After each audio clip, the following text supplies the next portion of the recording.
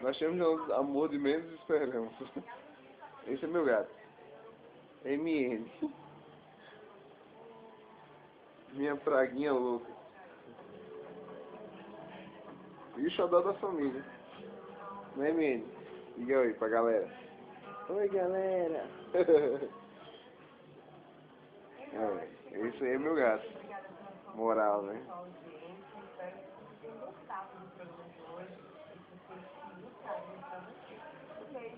E até o próximo programa.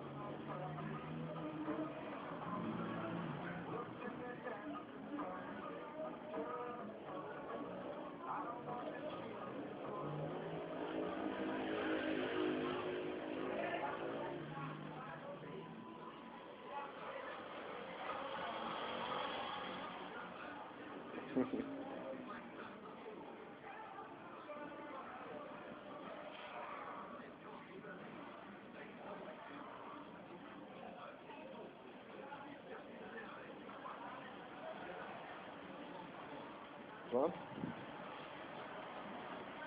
Tá bom?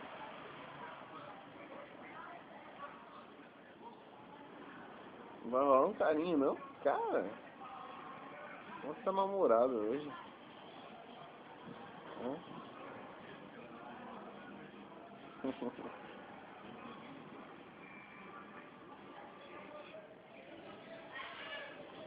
Querendo atenção.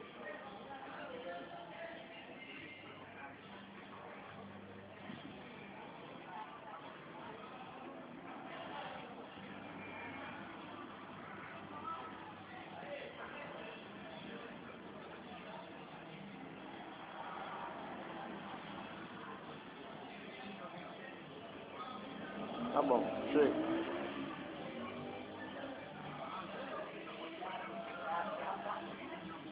Você nem me deu cheiro, nem nada, velho. Eu só ficar tocando ele.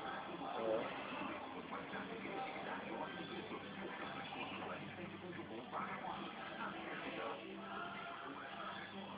Esse é meu fofão. Não é? Ah.